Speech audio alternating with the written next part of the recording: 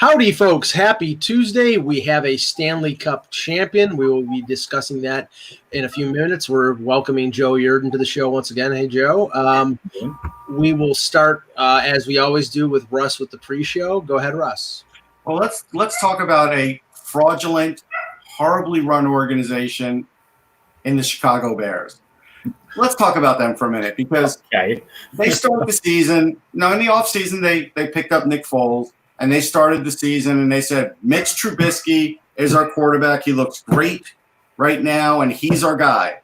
Foles comes back and wins one game, and they're like, oh, wait, Nick Foles is our quarterback now. It's like Nick Foles is not going to get the magic back that he had in Philly that one time, and the Bears now are going to toss aside the guy that they drafted because they're going to now fall for the latest Ryan Fitzpatrick, who is Nick Foles. Like, it's so ridiculous to me, but that's how this league is now. And you know what? The Bears deserve them. They deserve Foles. They deserve each other. Let him go lead them to wherever he's going to lead them, which is probably we all have expertise on Fitz magic that he's sort of like fool's gold. Well, somebody put the other day, hey, should he be up for the MVP? Is it too early? And I'm like, wait till he loses 4 in a row. Why are you doing it now?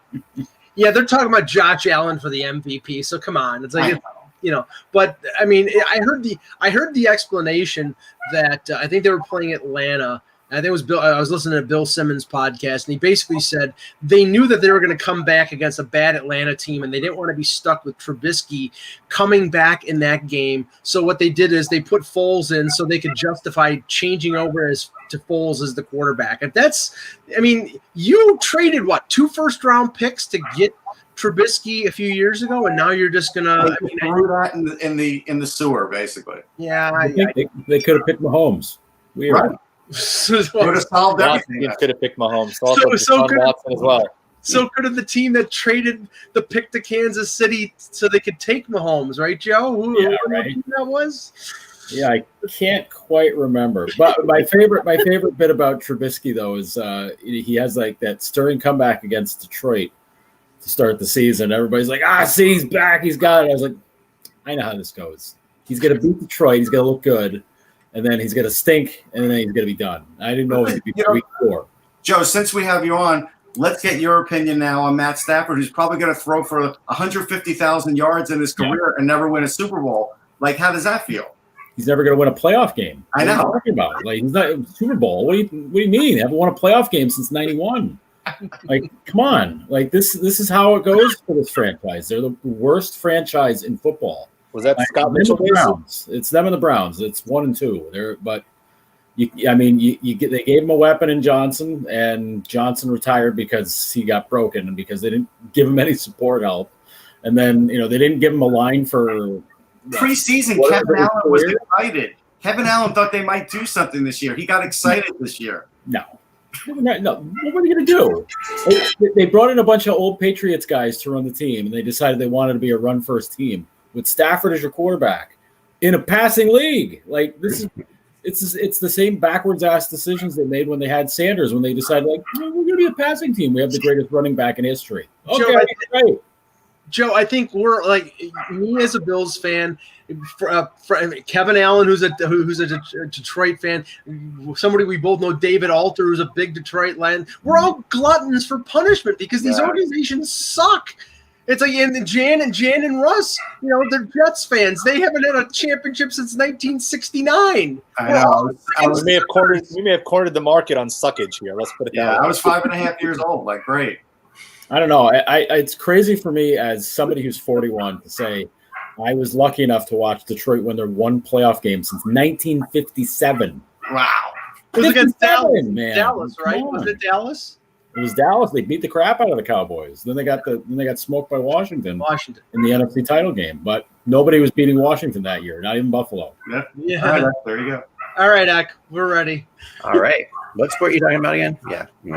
Got it. Highlight. There you go. PBR, professional bull riding. Football, and empty stadium football. Yep. Okay, here we go. Pabst Blue Ribbon. Hello, Hockey World. It's Tuesday, September 29th, 2020. I'm Michael Agello, and I already miss hockey.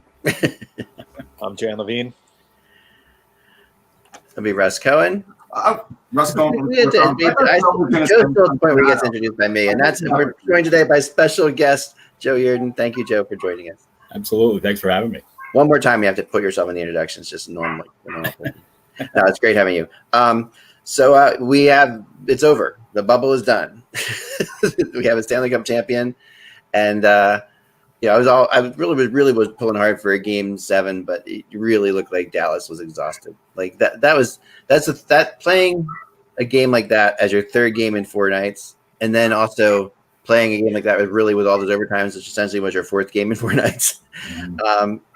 That's if you fell behind in that game, you kind of got the feeling whoever fell behind in that game was going to have a really hard time, because if you're chasing the game that exhausted, that's just way harder than trying to play defense in the game that exhausted. So there was once it got to 2-0 and going into the third, Dallas, they did a lot. They really worked hard, but at the end of the day, in the middle of the third, it got hairy. Definitely Tampa tired for that 5-minute period, and Dallas definitely poured it on, but Vasilevsky was just tremendous. But give Tampa credit. They had the right game plan for most of that game, where they finally had neutralized Dallas to the point where they weren't creating much at all. Who knew it would just be clearing the puck that would do it? But that's what it was. But then it did get close to the end. And so I give Tampa a lot of credit. We all knew they had the better parts, but Dallas won me over, man, with their work ethic and everything else. They just didn't have any more track left. That's all. And I think the injuries started to take their toll on Dallas, because Sekiro was a game time decision. Yeah. We know that Fax had tried to get back in the lineup for Game 6, but he couldn't even hold the stick. They were without Rupe Hintz.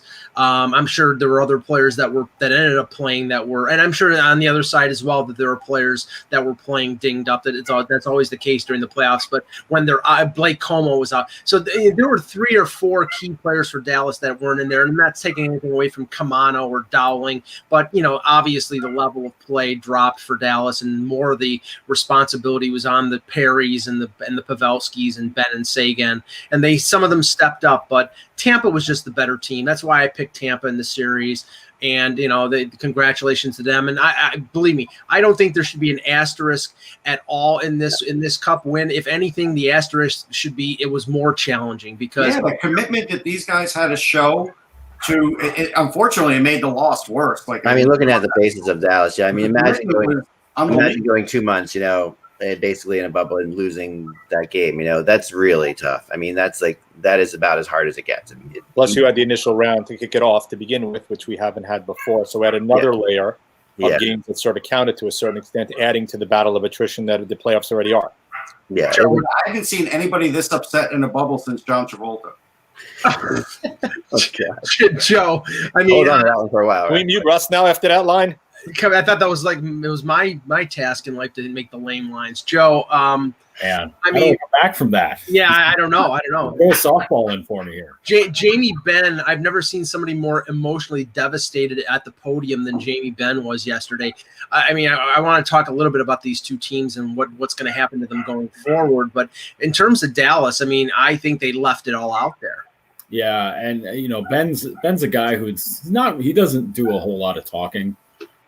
Anyways, he's not a guy who's, I think I can speak for anybody else who's in their post games. You're not exactly running right for him after a game, because that's just kind of how he. It's not a knock on him. That's just that. No, he's not a talker at all. No, he speaks with actions on the ice, and that's what he does. But man, it's hard to not feel for guys like that, and it's you see how how hard that is. How hard they played. How bad those guys want to win it for themselves. They want to win it for Rick Bowness too. That big time. One of those, just the best guys in hockey, as far as I'm concerned. And those guys really laid it out for him. You could see it in the handshake line too. He was an assistant under Cooper at Tampa for 5-6 years. Yeah, and just you don't ever see the opposing head coach giving big hugs. No, I know, it's crazy. It was something. You're right.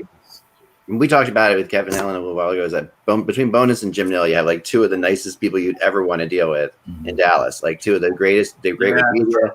They're just nice. They're nice. They never deny an interview, or they'll always take every phone call. These are just great guys. And he fell for both of them, big time. I mean, Jim Nill, could have been a GM someplace else before, but he stayed in Detroit for longer because his wife was battling through cancer, and then took the GM job in Dallas eventually. It's just like there's so many great, like, incredible stories that you just couldn't help. But, and John Cooper obviously is, also a great guy to deal with. But and he deserved. I think he needed this because I think he was so nice with the media that people were starting to wonder if that was just like he was just nice with the media, but can't really get his team motivated to win a Stanley Cup enough. Like to just remember if you watch the stuff behind the bubble that ESPN did, the quest for the cup, and some of this. He did a pretty good job of motivating his team. I mean, I thought some of the speeches he made and some of the things he said was pretty much on point.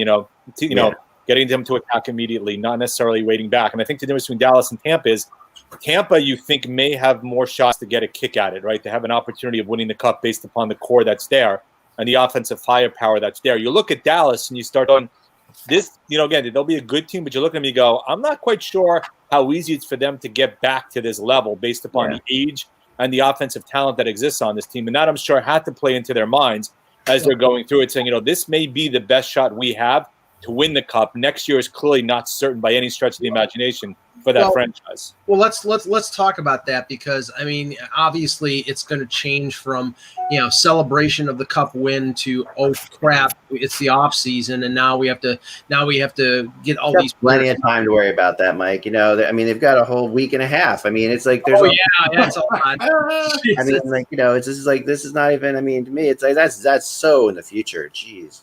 My God, but okay, I mean, futures now. Yeah, Joe. I mean, I think get bought out today on the Stanley Cup champion. I mean, I'm sure Julian. Before you even leave the bubble, right? Right, before you leave the bubble, you've been bought out. We'll still send you the cup. We won't even make the travel arrangements. You have to do it on your own. I know. It's like, oh my God. Thanks for the cup. Here's your check. Yeah, exactly. I'm sure Julian Brisebois is going to have like a nice martini at lunch this morning, and then he's going to have to get to work because you look at their situation right now. They have about $5 million in cap space and about 1,000 restricted and unrestricted free agents. And I mean, I don't expect Shattenkirk or Bogosian or Luke Shen to be back unless they're all if they're interested in taking veteran minimum contracts. And then you've got Cirelli and Sergachev who are restricted free agents. I mean, it's going to be a tough task for Brisebois, and it likely is going to mean that some of the players who are keys to winning this Stanley Cup might get traded someplace else just to create space. I have to say one thing before we can comment on that, because Mike, you're right, and this is what I want to, and this is a transition into that as well. But I have the guy who, for years, has been emailing me every time the Stanley Cup is won. He adds a picture to a collage he has. I got to see if he'll let me post it because I don't know if he will. He's got his name on it and stuff. It's very intricate, but he has a collage to a poster he's made that hangs in his living room. He says that has every ex-Leaf player that they blew it with that goes on to lift the Stanley Cup, And when I saw Luke Shen last night, okay, there you go. There's always a guy. There is. I think that's a little unfair because the Leafs didn't blow it with Luke Shen. It's unfair, but it's just to him. It's like these are guys that were on the Leafs and now have raised the Stanley Cup before they will, and it's just an obvious. There's a cavalcade. I'll obviously a Leaf hater, but you're right. I mean, Luke Shen. Where's Luke Shen going to be? I mean, it was great. I was happy for Braden Coburn. It's got to be. I've dealt with him many times. He's a really, really great guy. But Joe, let me ask you. It's like because we've been pointing at guys like sort of the middle class when it comes to Tampa Bay. We're talking like Palat, Killorn, Johnson, Yanni Gourde is making 5.1. I mean, if they're going to open up space to sign Cirelli or sign Sergachev, one of those guys, maybe two of those guys, has to go. It's going to be tough for them. Yeah, it's not unfamiliar territory as far as Tampa goes. They had to do these questions last year when it came to how they're going to re-sign Braden Point, and they found a way to do that. They're able to find ways to do it. It's going to be a little bit harder because I think Cirelli, he gets the Selke bump, so there's that, and he played really well.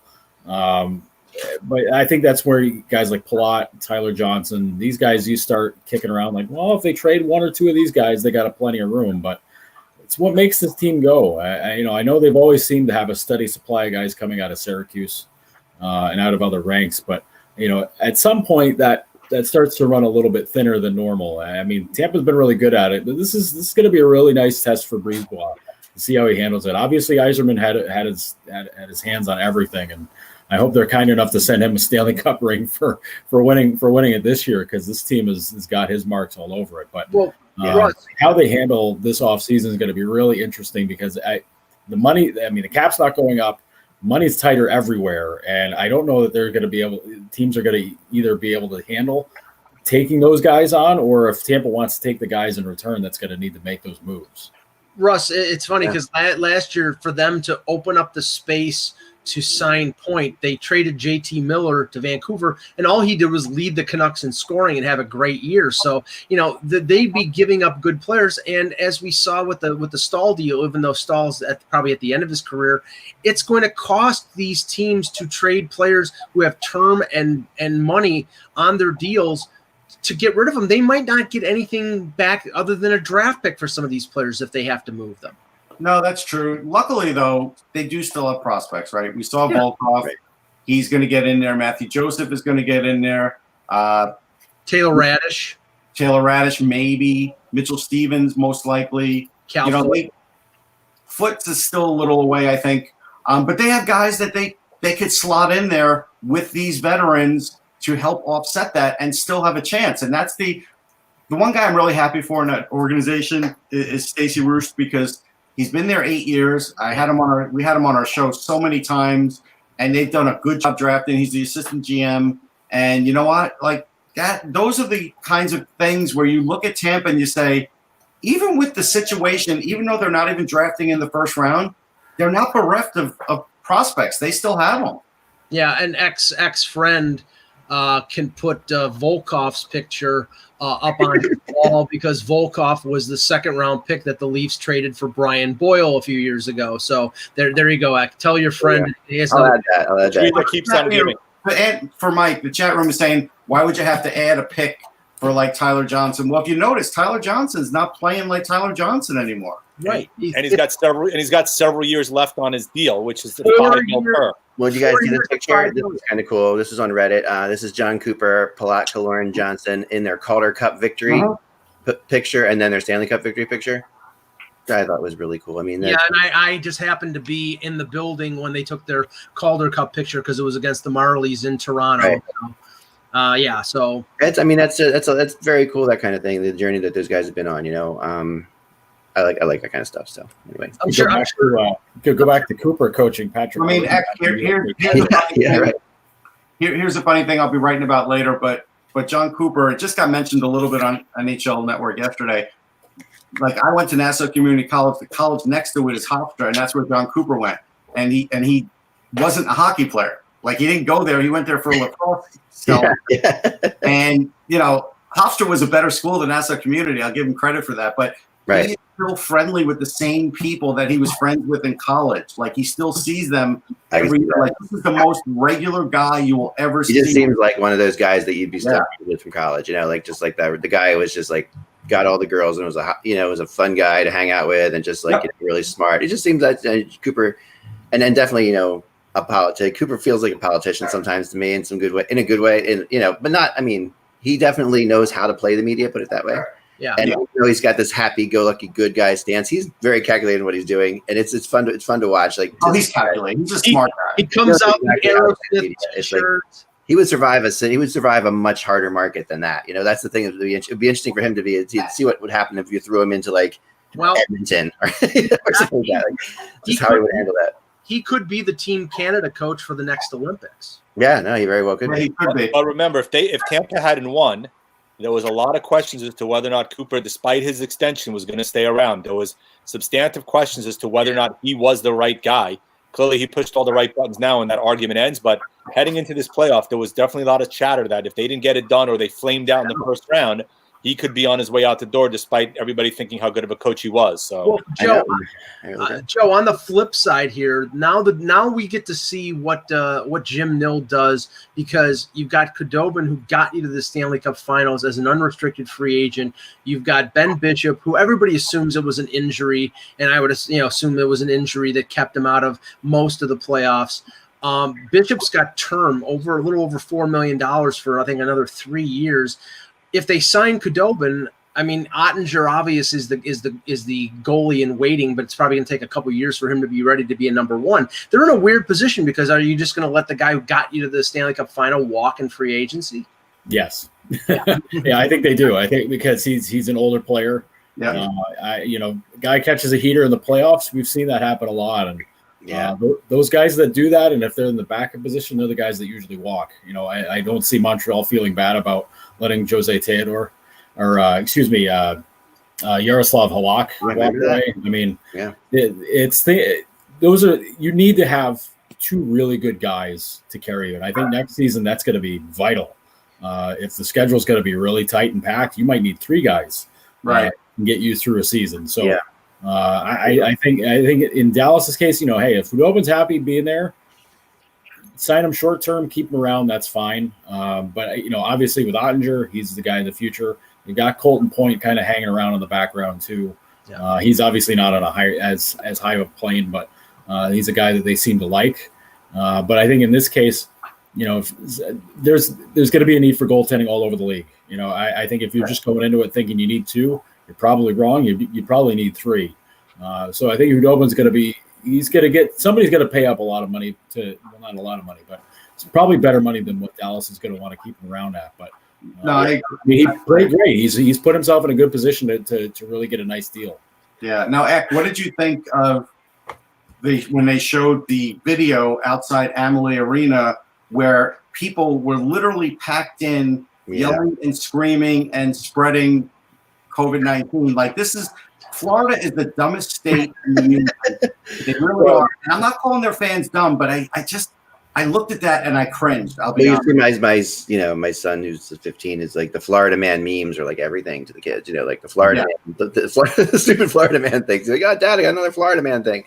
So it's not. There's dumb people everywhere, Russ. But it's true. It's not just Florida. But I would say that a state that is now fully opened up all of its restaurants and theaters to everything as of this week. With their numbers rising, I think that would be something to think about. But and I guess the Stanley Cup Parade could actually. There's not going to be a parade, so to speak. But what they're saying is there could be a boat thing where they take the Stanley Cup and they put it on a boat and drive it around.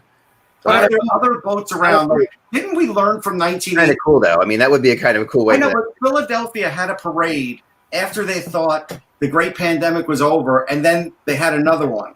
They had a lot of people die because they all went to the parade to celebrate it being over. Like, it just seems like we don't learn anything. No, we don't. I mean, and how do you define a parade? I mean, I went to the Philadelphia Stars USFL parade. That was interesting years ago. I mean, there are definitely different. All 6 people. Hey, I like the USFL. I think it was held in a Barnes and Noble or something like that. But it was like better than the Jersey parking lot. Right. Yeah. In West Orange.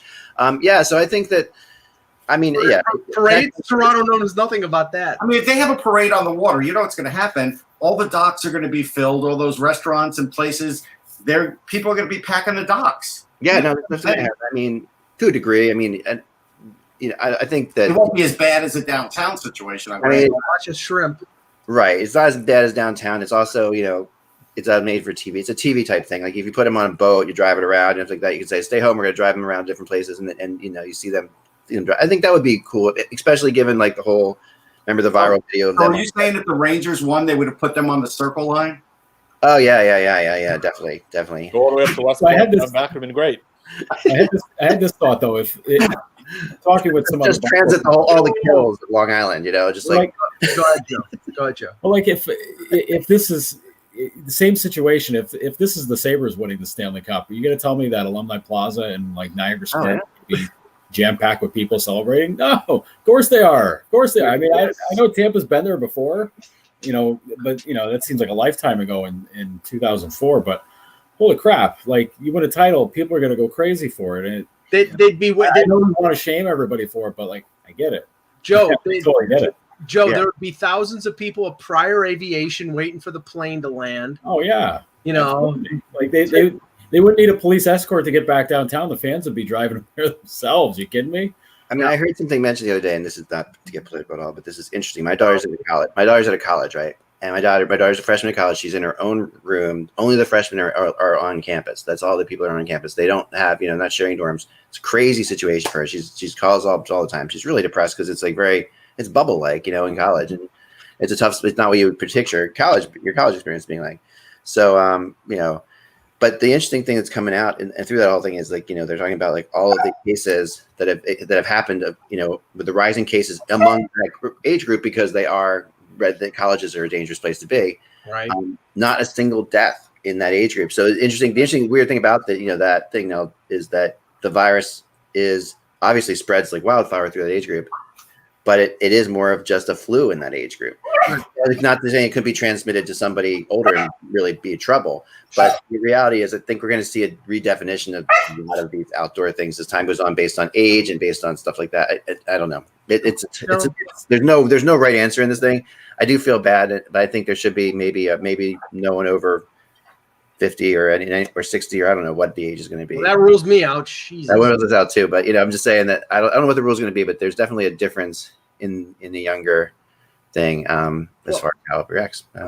Joe, we have to talk about this because as our show ended yesterday, Bob McKenzie sent out a missive of 280 character tweets. It's a scattergun approach. Yeah, talking about Jack. Now, okay, I'm here in Buffalo. We'd heard the chatter a couple months ago. It sort of dissipated when Eichel came out in one of the, actually going back that the video that he did after the season was complete after their season was over with, that he wanted to stay in Buffalo, but the chatter still kept going around. I hadn't heard it pop up in the last few weeks, but apparently Bob did and sent out this whole slew of texts. And then I saw something about something Larry Brooks posted and something Joe Haggerty posted. I don't know where this is coming from, but I don't buy any of this. I mean, I think that we know that Eichel's frustrated. We know that the Sabres organization is at a crossroads right now. We don't know what direction they're going in. There's a lot, they bring in a new general manager in Kevin Adams, but I think that there's still time here to turn things around. But the way it's sounding here, it's sounding like Eichel is reached his limit, and I don't think that's the case. No, I think the talk where Bob's tweets came from, where he hears something, he looks into it, finds out there's nothing. Right. That's the TLDR part of that. But the key is like where I think that then the mystery becomes like, well, who started this? Where does this talk come from? And I think that's I think for Kevin Adams, that's really frustrating because it's not coming from the team. It's not coming from Jack. It's not coming from Jack's agent. So it's another team saying like, oh yeah, hey, we called Buffalo about that. We figured we'd ask about it. Well, the team attached to it is the Rangers. Well, is it the Rangers? Well, who's the AGM there? Oh, it's Chris Drury. Well, I don't think Chris Drury is going to be trying to sneak one by. No, that's not his Buffalo. So it becomes it's a bit of the subterfuge that happens in the free agent season. So what it does, it makes Adams' job tougher as a new GM, because if he's going to meet with a player or an agent or something like that, well, what's the first question you're going to ask? Well, does Jack want out? No, he doesn't. Like, that's not the case. It's like, well, my guy doesn't want to come there if Jack's just going to leave in a couple of years. So, you got to be great for that. So, if you're trying to make a GM's job harder, that's a good way to go about it. If it's a new GM, boy, oh boy, like, well, I don't know that you need to make the Sabres look worse when it comes to trying to handle things. I mean, they already traded Ryan O'Reilly. They've already done all these dumb things in the past with other GMs. So I don't know what the point is there, other than making a new guy's job a lot harder. But that said, Sabres, with the internal cap discussion, the internal budget discussion, I think they're in the same spot a lot of teams are, where they're willing to take guys on if it means a higher cap hit for a lower salary cost. And I don't think there's any shame in that, unless you're a team like, maybe Ottawa the past couple of years, where, maybe they weren't getting the better players out of that. But I mean, they addressed the need by getting Eric Stahl. I think that's a great move. That's the exact move they need to make. But trying to find other guys in that same sort of situation, probably really difficult when there's a lot of other teams looking for the same sort of bargain deals to do. And I always find it fascinating how a rumor gets started. And let me just preface this by saying I'm not saying that these people started the rumor. I'm just saying how things are interconnected. I was writing about Evan Rodriguez yesterday for Hockey Buzz, and how he is. The Leafs are not going to qualify him probably, but they would probably sign him at a lesser offer. And I was looking up who his agent was, and his agent is Peter Fish, who is also the same agent as Jack Eichel. On the agent website for Peter Fish, his group, it had a list of alumni of who he represented in the past, and one of them was Bruins GM Don Sweeney.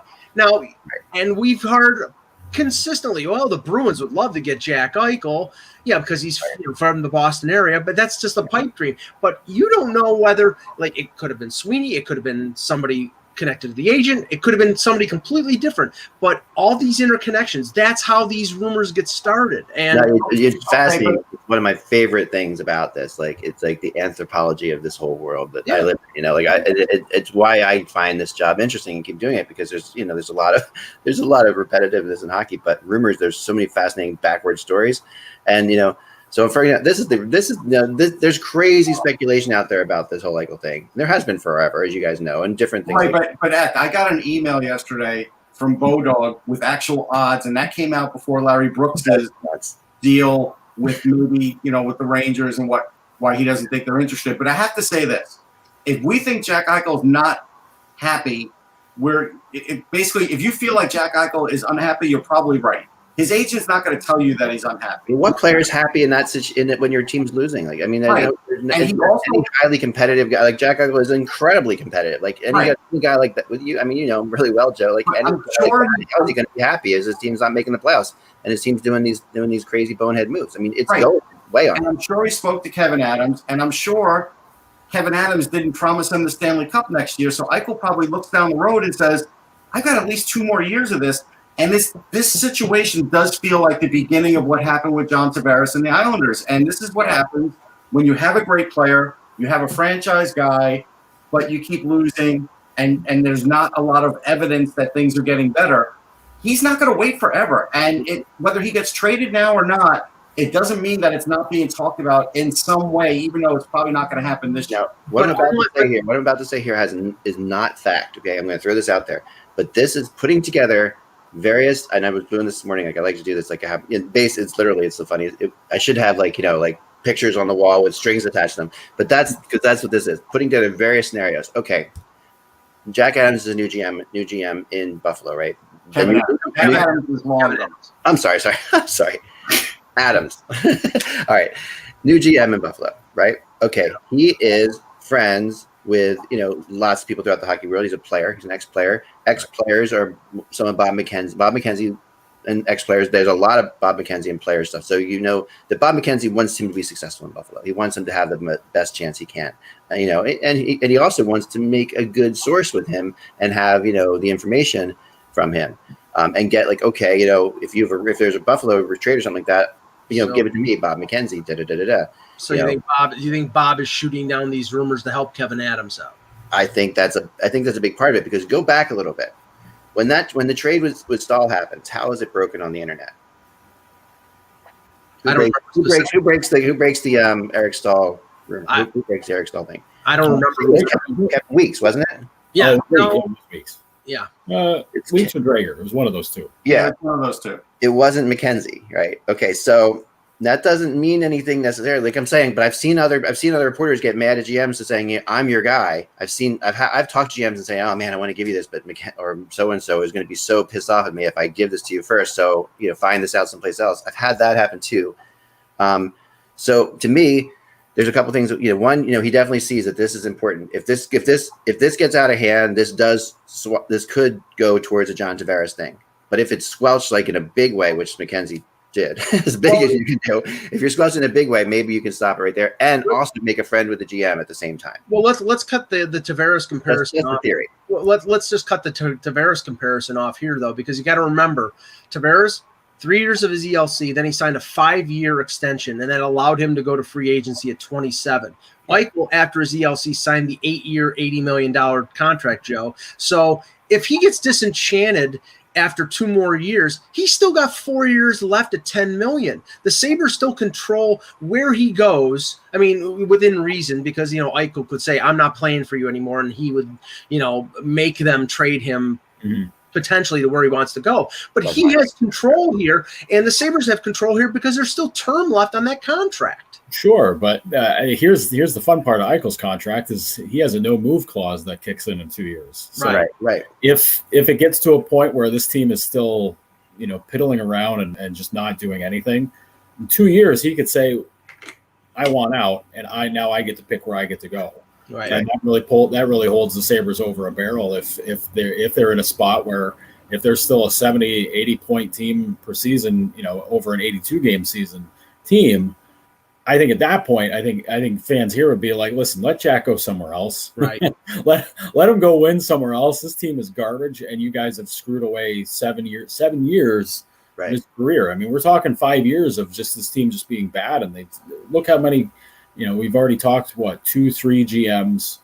We're on GM number 3 now, and 4 coaches. Mm-hmm. So let me read. That's a problem. That's a big problem. That's a Eichel loves the current coach. Like, the coach is not an issue with Eichel, from what I heard. No, it's not the coach. But let me read the quote from Kevin Adams. His quote is, "People call and make calls and ask about players every day. My job is to listen. We have no intention of shopping Jack Eichel." So they're not shopping, but Kevin Adams could stop the phone calls by saying in a quote, "We're not going to take calls on Jack Eichel," but he's not doing that. So there is something. That is a little bit of a rookie GM mistake to a degree, but also at the same time, if I'm a Buffalo fan, I want to hear you're listening to everything.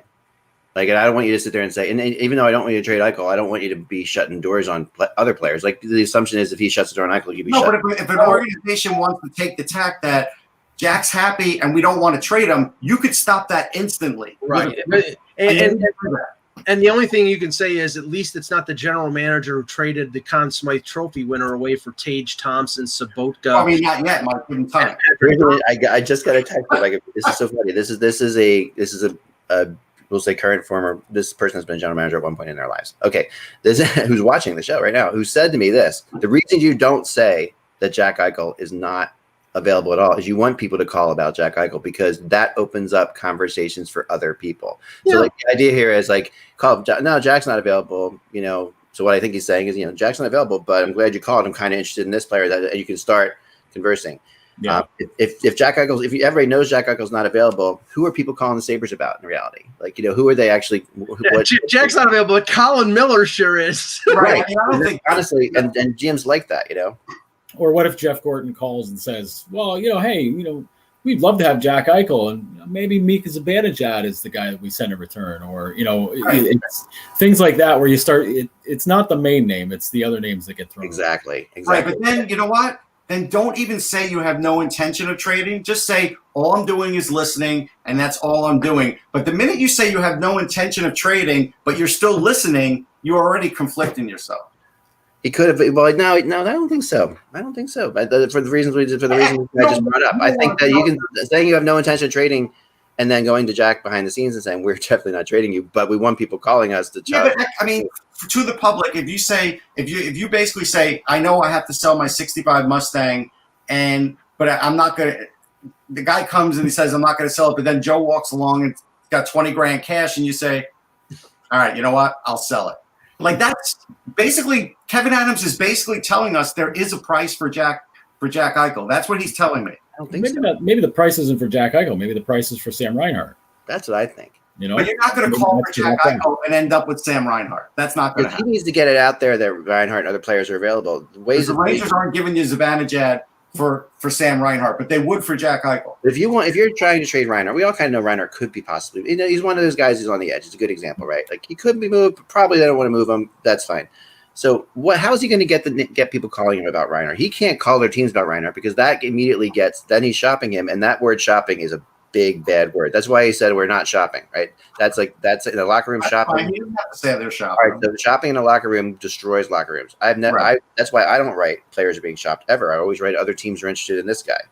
or else the players would never talk to me again. Like shopping is a bad word. So he's not. So if he calls other teams about Reinhart, then that will get out somehow. Through it'll leak out that he is shopping Reinhart. Someone will put that out there. But he wants to talk to people about Reinhart. So how does he do it?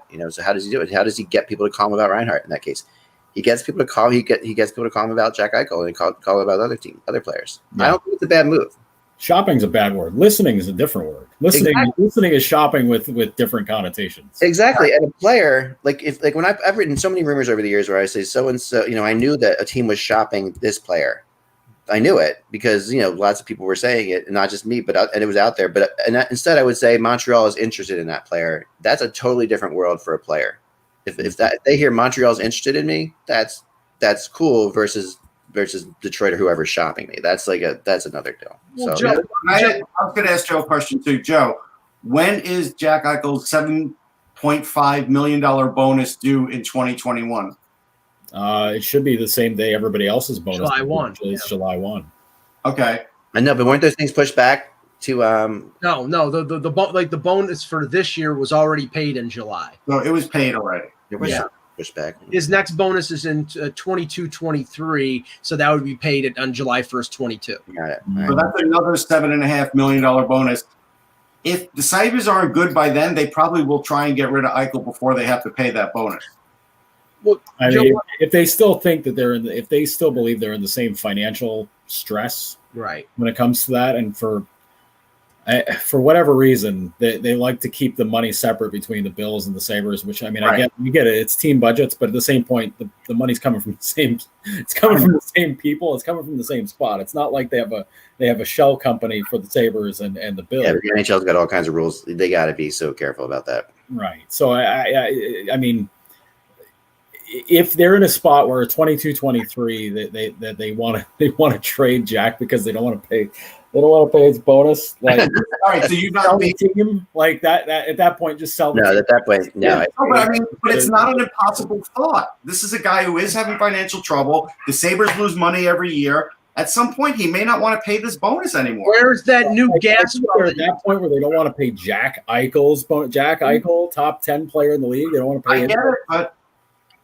I mean, not a exactly, but remember we've had this scenario before. That's Russ, you're basically talking about like Peter Pocklington, right?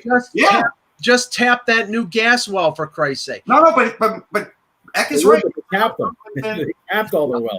I know. This is a Pocklington situation if it happens, but the idea is, could Pegula go into that situation because he is treating it on its own entity? And if the Sabres lose for 2 more years, lose money, they're going to be in bad shape in 2022-23. I mean, that's a reality. Well, think of how vilified Pocklington was for doing what he did, and he should have been. Yeah. He won 4 Stanley Cups. Right. I know.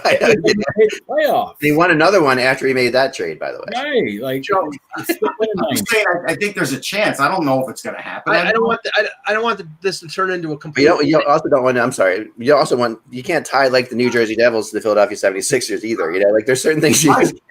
I don't want to turn this into a complete Sabre podcast, but their situation is fascinating right now because they have 6 unrestricted free agent forwards. Yeah. And I don't know if any of them are coming back. They have Cahoon, Olofsson, and Reinhart, who are arbitration eligible restricted free agents. Montour is the same way.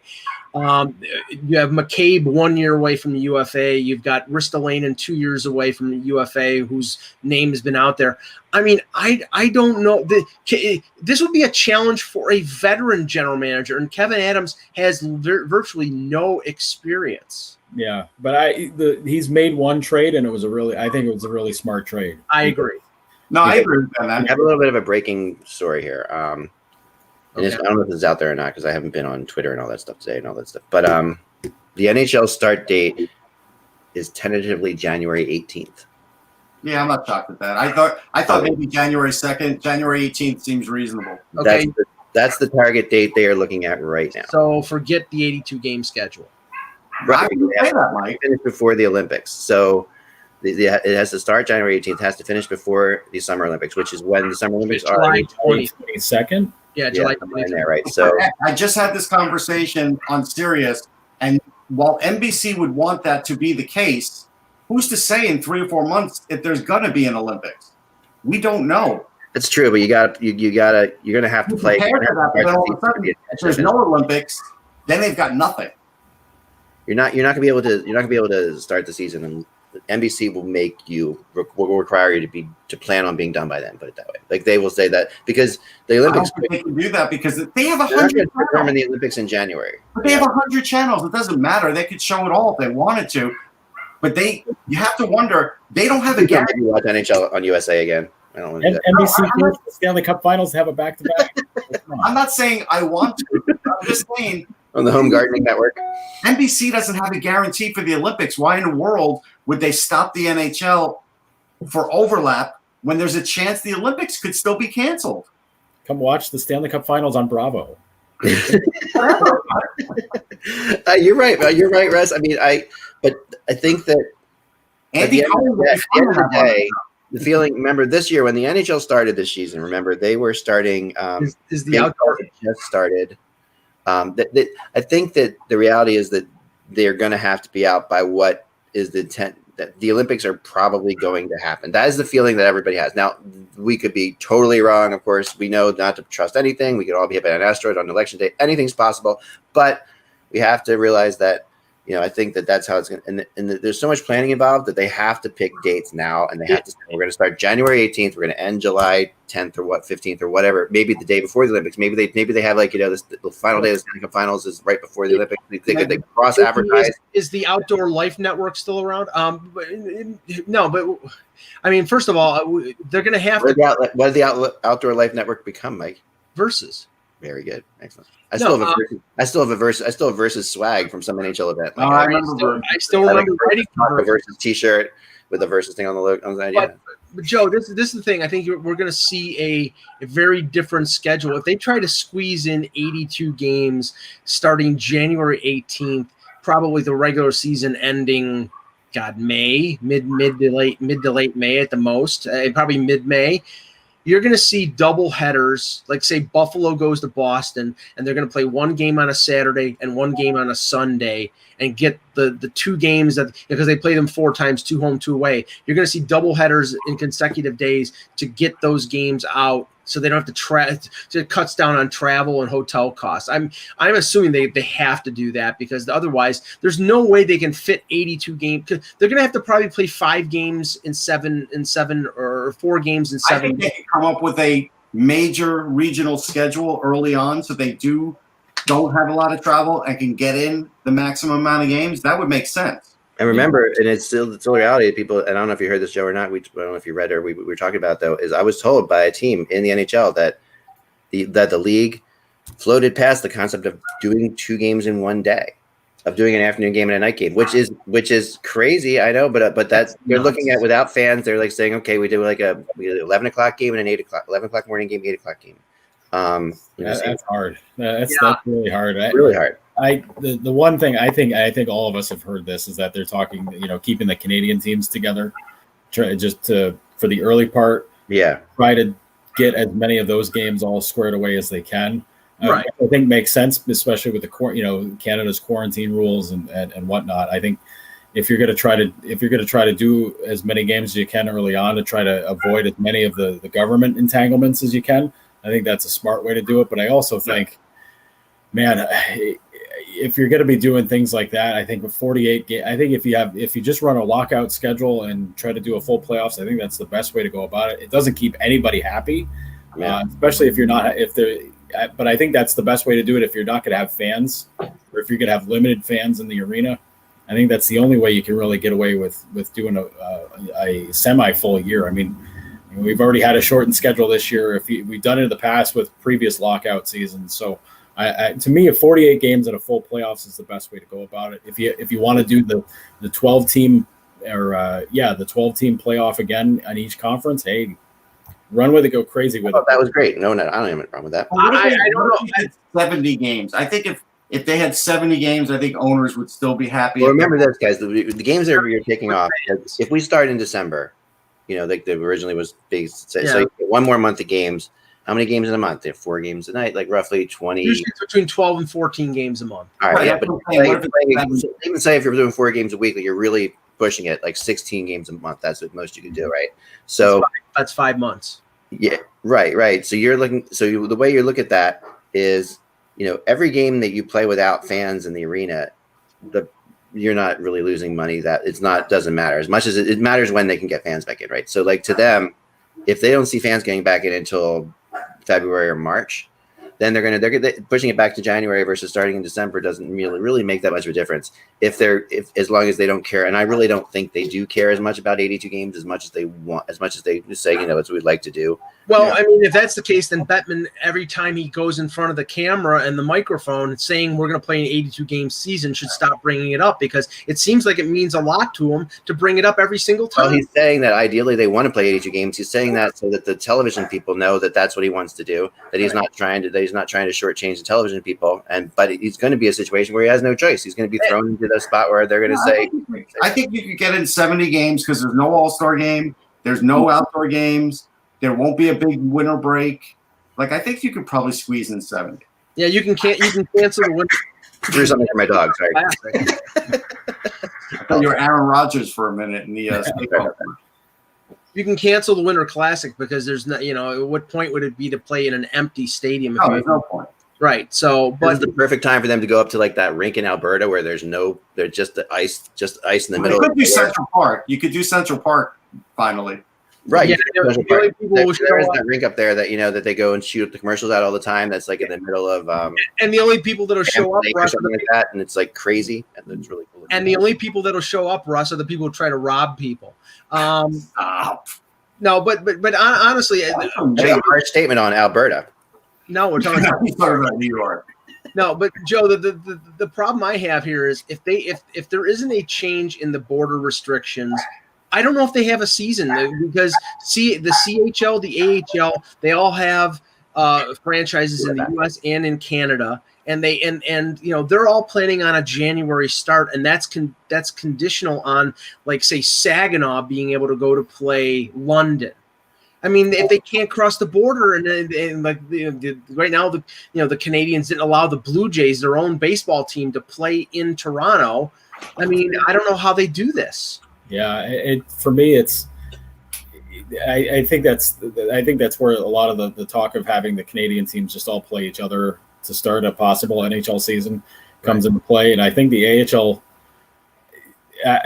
If you can't have fans around, I don't know how the AHL has a season, because they need ticket sales, they need the gate receipts to be able to make things go, which opens up the possibility of the NHL having bigger rosters to open the year. That's why I say having 3 goalies is going to be a huge thing for the NHL teams going ahead. But yes, I think that's where there's a lot of unknowns that lay ahead for this. I think in general you've got an idea for how to do things, but if you don't have it, if the AHL can't get things started without fans, and if they can't do a season without selling tickets, right, that's a huge problem. And I think that's where you have to start thinking about having, maybe a 30-man roster for the NHL, or even a 35-man roster, or at least just taking all your guys that are on NHL contracts, bring them under the tent and try to get things going that way. But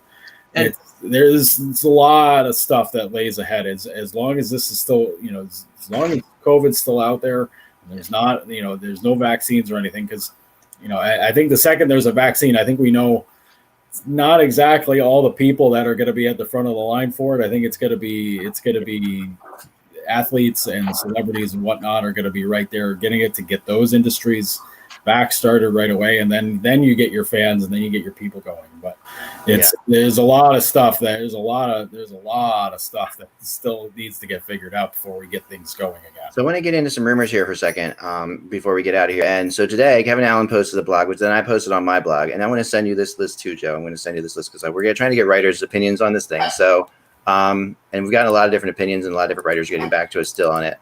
But Russ, Mike, and I already did chime in. But this list, basically, the concept of this blog is how many. Where do the goalies end up? And Kevin listed 16 goalies, okay? And then you had to pick where you thought they would go. And here's Kevin Allen's list, and it's interesting just to check out his list. And I have to say that the most humorous answer award goes to Russ Cohen, and he said what I suspected when Carter Hutton's name was listed. Broadcast booth, yeah.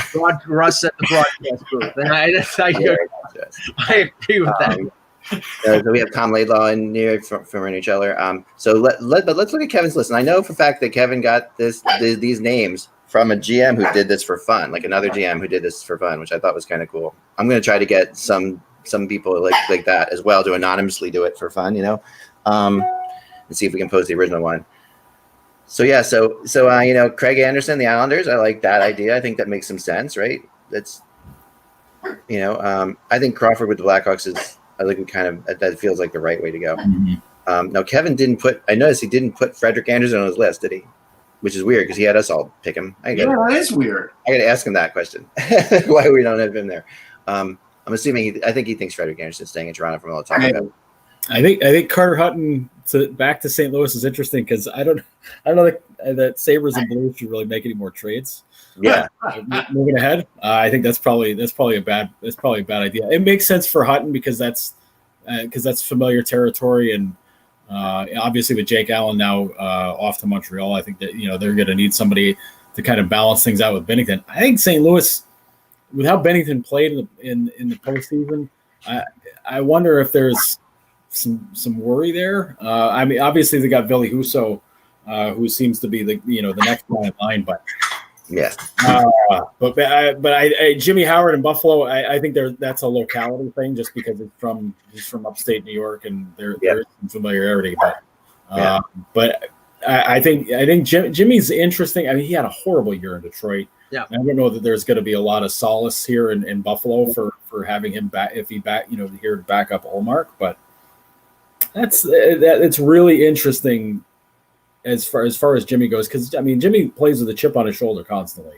Yeah, so he's got a lot to prove, but I do wonder if it's not a name that I had considered coming here. I think Alex Dell was one that it's kicked around here for a little bit as far as interest goes, but yeah, that's really interesting.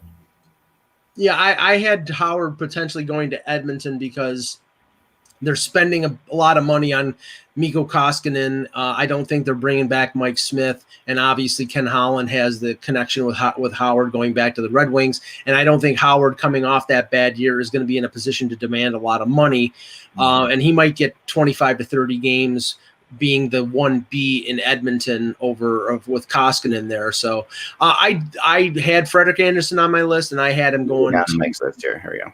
Yeah, I had him going to Carolina because I do think that there is impetus there for the Leafs to make a change in goal. And if the talk yesterday, Joe, that Jim Rutherford has lowered his cost on Matt Murray to a second-round pick, I think that's a price the Leafs would be willing to pay for Matt Murray.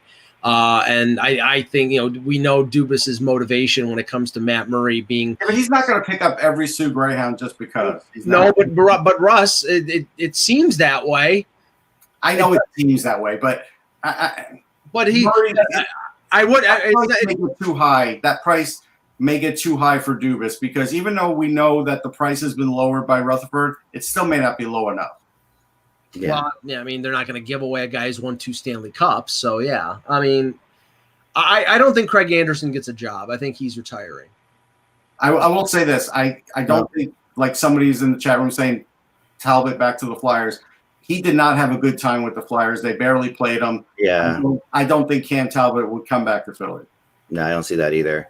So on my list, some of the ones, a lot of these I've talked about before, but I thought I was going for the Darcy Kemper in Buffalo, which I know is a big thing. That would be a major move. And the Sabres have 2 goalies that everybody feels like they're going to be their goalies of the future.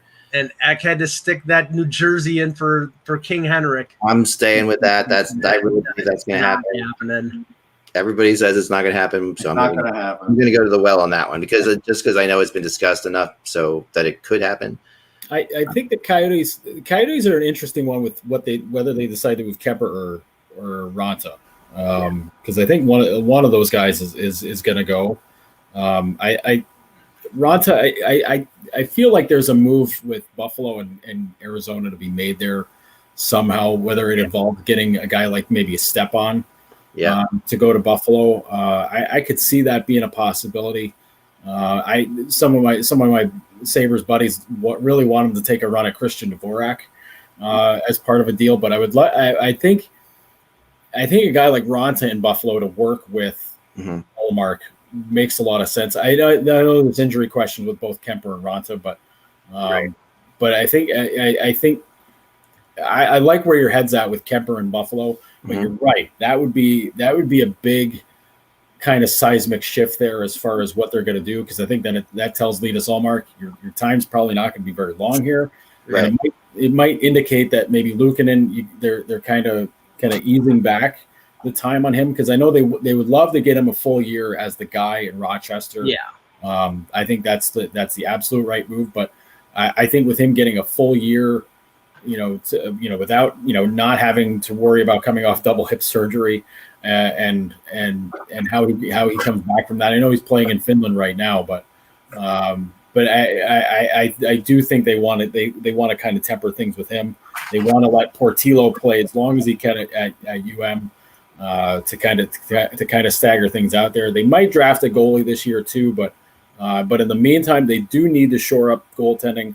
And I don't know that they would have the patience to see how Carter Hutton bounces back after the eye surgery to see if he's really going to be able to hold the fort down. Well, this is the ongoing question when it comes to goaltenders in the draft that's coming up next Tuesday, Joe. Because Russ and I did a show on the weekend talking about the draft, and in regards to Askarov, I looked at teams anywhere from 4 at Detroit to 15 at Toronto. I'd say like 7 teams in that range, you could make a case for them taking Askarov. Yeah, and I know Buffalo really kind of snooped around at Spencer Knight last year. There was a possibility that could have been their pick, but they obviously did not go that way. Right. But I think Askarov, there's still a lot of spookiness with Buffalo when it comes to Russians in general. Yeah. And I think making a move for a goaltender at 8 is not the right move for them right now. Right. I think there's going to be, I think a lot of guys that would be on the board for them would all have to go. And I still think there's going to be 1 or 2 of those guys that are still going to be there, whether it's Lundell, whether it's Raymond, whether it's Perfetti. I mean, there's a lot of stuff up in the air right now with them. And I still think that even if a guy like Drysdale somehow fell down to them at 8, I think they would take him. I think they would take him there. And Sanderson, I'm not totally sold that they wouldn't take him either, even in general. He might be gone by then. Too many moving pieces there for Buffalo to take a guy like Askarov. Now, if they made a trade to move up, to move another place, and to grab another first-round pick, maybe you make that move. But I think Askarov. I think Askarov has got enough heat to him to say that would move a couple, that it moves Portillo down the line, and that maybe you move off of him later on, and then maybe it says something about Luukkonen too, because then you're throwing a guy right into the mix to compete with him. Right. The only thing about that with the Askarov is, and while I think there is a possibility, I think in the end they're going to be a team that says, look, we need other things too. Mm-hmm. And for Kevin Adams' first move as a GM, does he really want to be risky? With all those NTDP voices at the table, Joe, I do think they're taking Sanderson if he's there. Well, I think a lot of the U.S. voices are gone now. Honestly, with all the guys that they moved out of there, I mean, there's still some guys. Obviously, Crow kind of heading things up. I'm very curious to know what his voice really is as far as to where he seems to go. It seemed like they were very much not a team that loved a lot of the Canadian junior guys. Maybe that changes now. Kevin Devine's still in the mix there, but his work is done a lot in Quebec and in the Maritimes. So it's a little bit his view on things is a little different. Although I think he's providing a guiding hand for how things should go as far as a draft goes. I like the Sabres are flush. Fans here are so annoyed with old voices being here, but Devine didn't do too bad of a job in the past with this team. Well, here's the question, and we heard over the weekend the speculation about Torrey Krug's rights being traded. We've heard the talk about Pietrangelo and the Blues being on the outs, and the possibility that he's going to go to market, and then we know Vegas or Toronto might be interested. I have not heard a peep in the last few weeks about Ristolainen. And that's whenever something happens, usually you don't hear anything right before, and then all of a sudden it's dropped on you. I mean, I wonder, Joe. I mean, does this mean that we could expect a Ristolainen trade in the next couple of weeks? I think the opposite. I think Buffalo's going to hang on to him because I think Kruger's a big fan. Brandon Montour, I think, is the guy. If they're going to trade, if there's a defenseman that's going to go, I think it's Montour. Right. Because Montour, I mean, he played on the wrong side. He played on his offhand side most of last season, and he doesn't seem to be too big of a fit for what Kruger and Smith are doing with their style and what they're doing with their kind of play. If I'm Buffalo, I would move Montour to Arizona immediately because I think he played very well for what Phil Housley did, and I think if he's in the mix with that defense there, I think that's a great idea. If that means you can get a guy like Hjalmarsson to come to Buffalo, I think that's a great move. But if it's a part of Buffalo, actually, because I think you put him next to Dahlin, I think that's great. Yeah, I think he could teach a few things to some of their young guys that would be helpful down the line. But I'm telling you, the reason I say Jake Sanderson is, A, I do think you're right about Montour. I think they are going to try and move on from him. And B, they're not flush with young defensemen. When you're talking about getting someone like Jake Sanderson, you're still talking about 2-3 years away. And they do need more building blocks than just Dahlin. And they have Samuelson, who I like. But again, he's probably a second pairing guy. Yeah. Anderson could be a first pairing guy. And you're going to Samuelson and Loxonen are like their next two guys up. I think Bryson's probably the next guy. Yeah, Bryson's probably the next one. I agree with you. And I there's been some discussion that the Sabres might want to try to go after a guy like Matt Grzelcyk, and I'm like, don't make that trade because Bryson he's kind of cut out that same. It's obviously I don't think they'll get him because they're going to lose Krug and Grzelcyk's going to be there. So and with the Sabres, I mean, I think you're right about Montour. I think they move him for the right price because they don't know what the price point on his new contract is going to be. But I don't know. I mean, Colin Miller's making $3.875 million this and next year.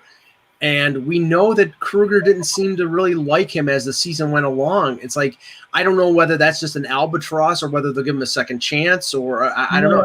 I think he didn't play a lot in the first half because I think they knew that they were set with him. Yeah. They had to figure so much other stuff out. But, they had Bogosian. They had, they had to figure out what they were going to do with him. And then ultimately it turned out like they were done with him.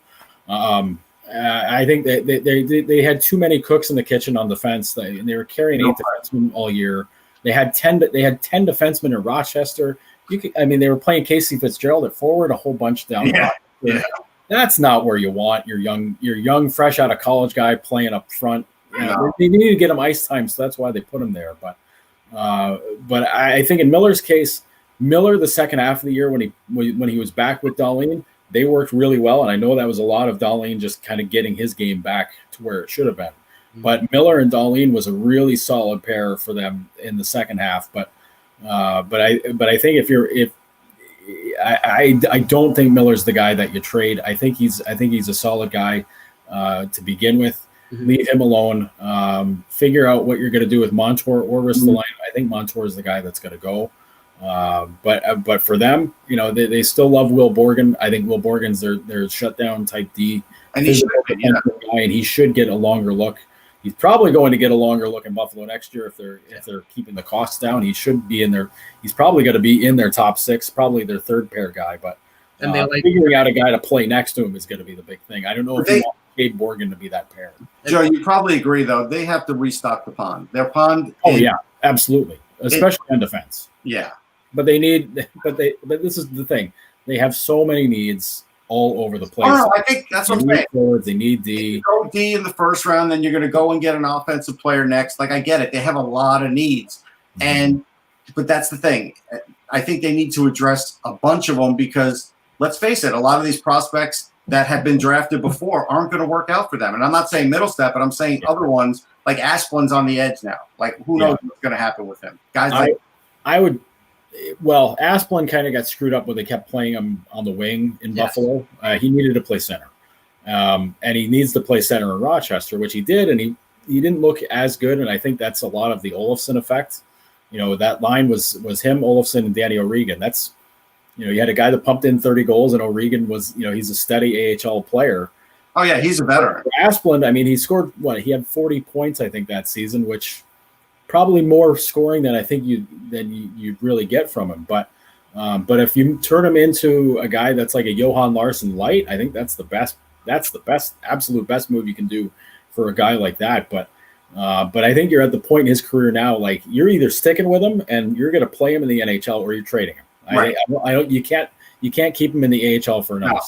Joe, last thing. I thought the best thing that happened to the Sabres when it came to that Stahl deal was the fleeting thought that they would play Dylan Cousins as the number 2 center next year. I think that would have been a big mistake. I don't care, how ready a 19-year-old kid is for the NHL. No, it would have been bad. It would have been bad. Now he may make the team next year, but but right. He shouldn't be the center. but as either a third line center or as a winger, before he gets, to allow him to get used to the NHL before they move him to the middle, that's a much better thing. Or, even learning, being tutored by Eric Stahl of how to play center in the NHL. But to put him at second line center would have been disastrous. It would have been the same mistake they made. Yeah, they've done that already with Mittelstadt, and Mittelstadt didn't have as many games as a not pro as Cousins has. Cousins playing a full, another full season in the dub last year was the best thing for him. Mittelstadt going right to the NHL after playing 30 or so college games and making him your number 2 center, and that's their own fault. With the O'Reilly trade, not playing. They brought in Berglund, who was didn't want to be traded, and then they made Berglund their 4th line center or 4th line winger, and they still had Mittelstadt playing up in the lineup, and it didn't make a whole lot of sense. I think with Cousins though, making him the number 2 center was not the right idea. That's not the move you make. If you have him as your right wing on the second line next to Stahl, I think that's the best thing for him. Playing him at third line center is a little dicey because his wingers aren't going to be quite as good. I mean, you could put Skinner next to him, and that's great. But then Skinner's probably not happy playing third line again. Right. Like if you have Skinner and Cahoon there with him on a third line, that's cool. But you've got Stahl, then you've got Stahl playing with who? Who's playing with him there? So yeah, I think they brought in Stahl to play with Skinner. I mean, I can't imagine they trade for him and then they don't put him with Skinner. That would be. No, I agree with that. I think it's Eric Stahl, like you said, Jordan. The last thing I would say, you said Jordan, I think. Okay. Maybe you didn't. Who knows? Anyhow, that's what I heard. Anyhow, last thing I would think about Cousins is, though, while he's a fast straight line skater, hopefully he worked on his skating a lot this summer, because directionally he still needs work.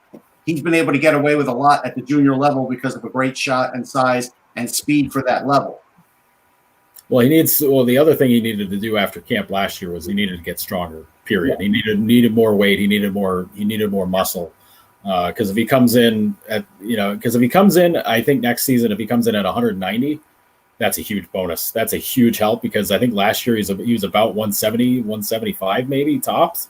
I might be way off on my numbers. I'm not even looking at him right now. But when he came into camp last year, he was a 6'2", 6'3", 175 pound center, which is great in the dub. I mean, it still gets you knocked around a little bit, but he was able to skate by everybody. The NHL, that kind of size is going to get you planted into the boards. Yeah.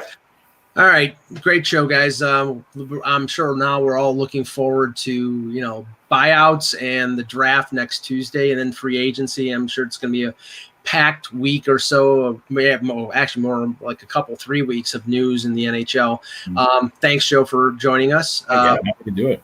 For the departed Jan Levine, for the departed Eklund, for Joe Yerdon, and for Russ Cohen, I'm Michael Agello. Thank you for watching, and remember, without the buzz, it's just hockey.